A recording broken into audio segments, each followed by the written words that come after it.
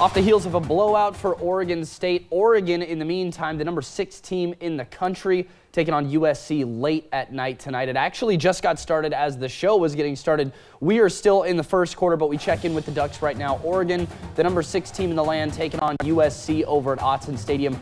The Ducks just scored a long Troy Franklin touchdown to make it 13-7. They went for 2 on the 2-point try, and they did not get it, so it remains 13-7. We go to Nick Ursini at Autzen Stadium.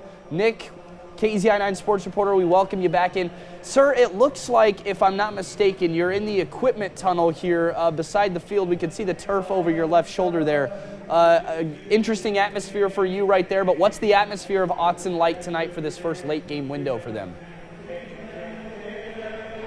Quiet here. I'm trying to show the folks who are watching a spot at Autzen Stadium that maybe they will never ever see. But yes, you are correct. In terms of outside there, probably the loudest I've heard Autzen Stadium in my time covering this team.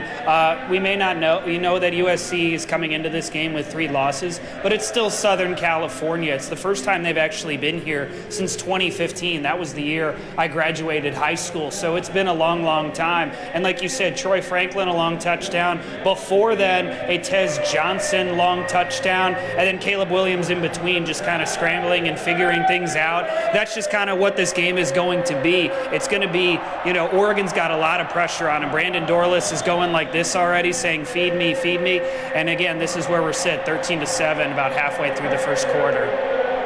Nick, thank you again for joining us from another very original location. We love that out of you. Never know where you're going to show up. But you kind of touched on it a little bit, right? Caleb Williams running all over the place. What has Oregon got to do to slow him down?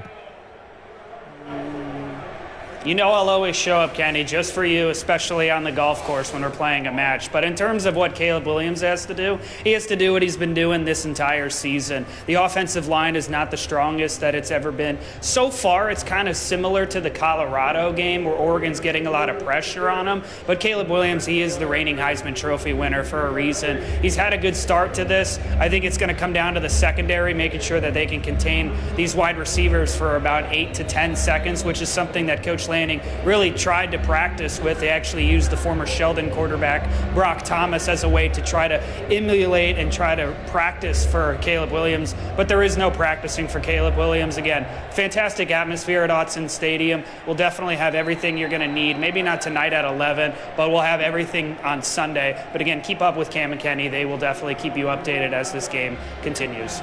All right, Nick Ursini, thank you for being with us, sir. As always, KEZI9 sports reporter, like you said, 11 o'clock tonight, we'll have more of his coverage.